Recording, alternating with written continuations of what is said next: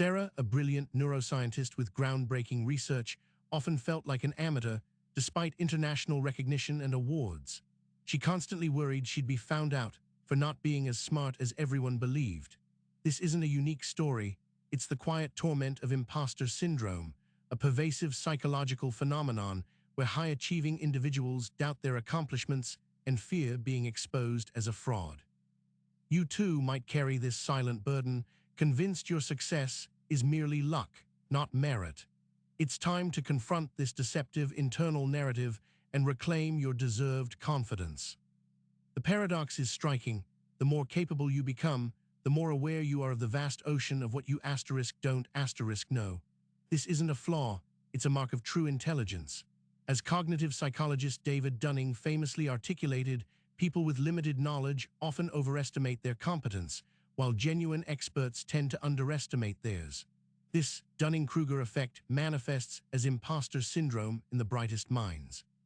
Your profound awareness of complexity, the nuances, and the endless learning ahead makes you question your current standing. This humility, twisted by anxiety, becomes your cage. Consider Maya Angelou, who despite her literary genius and numerous accolades, confessed, "I have written 11 books, but each time I think, oh, they're going to find me out now. I've run a game on everybody and they're going to find me out." This isn't weakness, it's the intense pressure to perpetually exceed, to uphold an impossible standard you've set for yourself.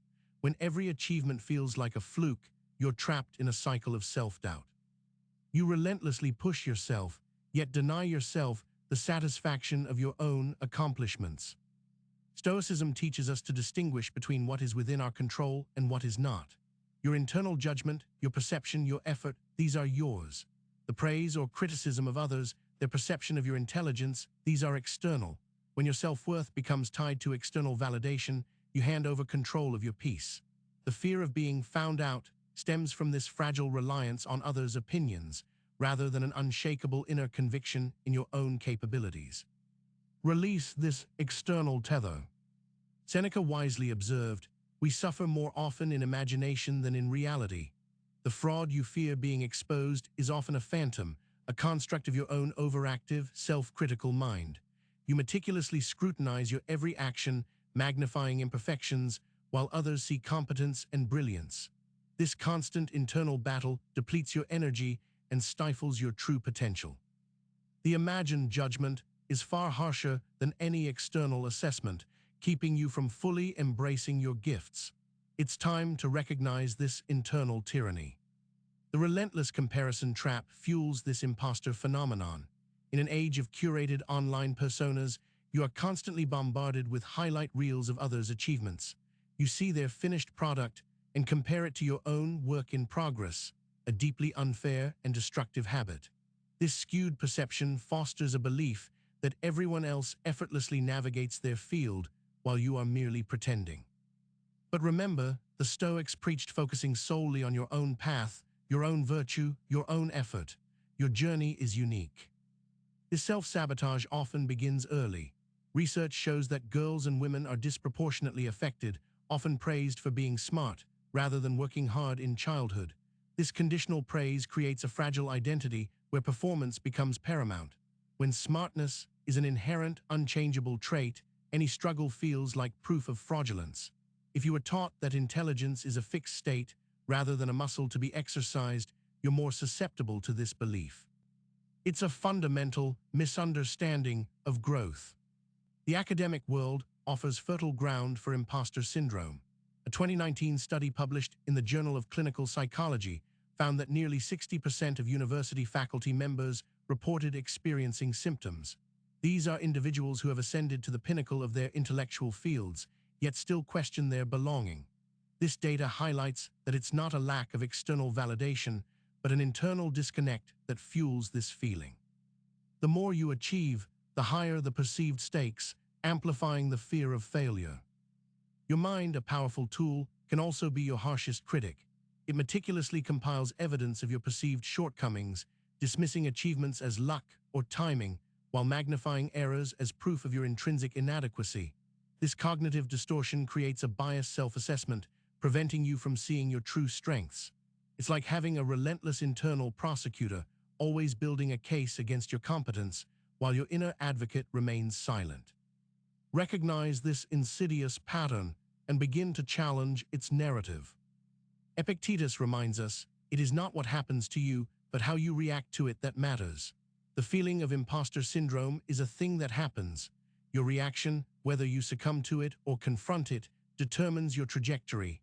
You have the power to reframe these feelings, not as a sign of fraudulence, but as evidence of a growth mindset, a deep desire to learn and improve. This reframing is an act of intellectual courage, a stoic exercise in accepting what is and influencing what can be. To combat this, start with radical self-acceptance. Acknowledge the feeling of inadequacy without allowing it to define your identity.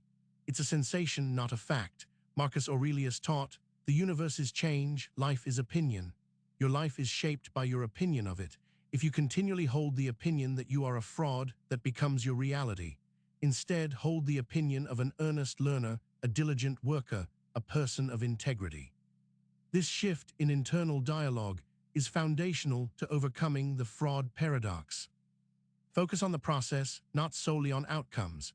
When you pour your energy into the craft, the learning, the effort, these are within your control. The final result, while important, is often subject to external variables.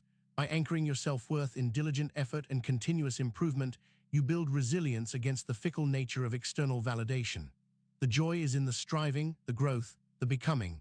This Stoic principle shifts your focus from a static being to dynamic doing. Embrace vulnerability. Sharing your feelings of self-doubt with trusted mentors or peers often reveals that they too experience similar struggles. A 2020 LinkedIn study found 75% of executives admitting to imposter syndrome at some point in their careers. This shared human experience normalizes the feeling, stripping it of its isolating power. You are not alone in this. Your vulnerability is a bridge, not a weakness. It reveals shared humanity and courage. Keep a victory log.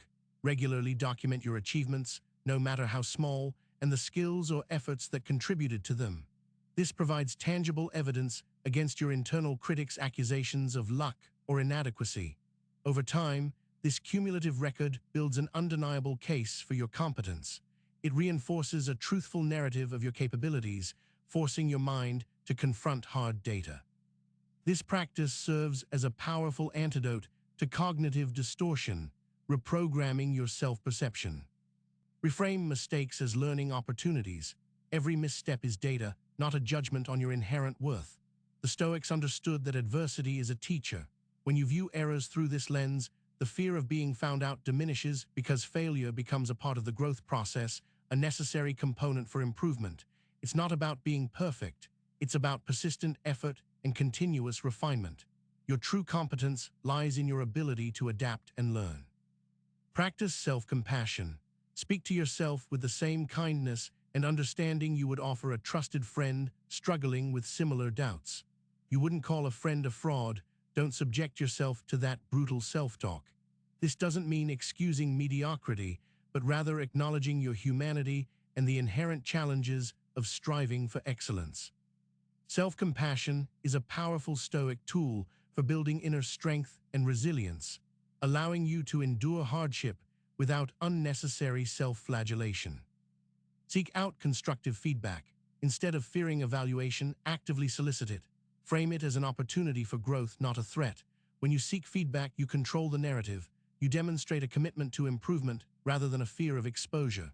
This proactive approach strengthens your confidence and provides concrete areas for development, countering the vague, paralyzing fear of not being good enough. It transforms perceived weakness into a tangible path forward. Redefine competence. True competence isn't about knowing everything. It's about the ability to learn, adapt, and apply yourself effectively. It's the capacity for critical thinking, problem-solving, and continuous self-improvement. It is a dynamic state, not a fixed point. When you embrace this fluid definition, the pressure to be an omniscient expert dissolves, replaced by the fulfilling journey of lifelong learning. You are competent because you are capable of becoming more competent. The fear of being exposed as a fraud often stems from a distorted perception of what smart truly means. It's not about memorization or instant answers. It's about curiosity, resilience, and the courage to navigate uncertainty. You are not a fraud for having questions or admitting limitations. You are a genuine learner. Embrace your journey, acknowledge your strengths, and accept that perfection is an illusion. Your competence is real, proven by your actions, your growth, and your enduring spirit. Stop waiting for external validation to silence your inner critic. The only approval that truly matters is your own. Marcus Aurelius implored, "Waste no more time arguing about what a good man should be one." This applies to competence. Stop agonizing over being smart enough. Be competent. Act with integrity, strive with diligence, and judge yourself by your character and your effort, not by the whispers of doubt or the fleeting applause of others. The moment you embody your worth, the fraud paradox dissolves, revealing your true, unshakable power.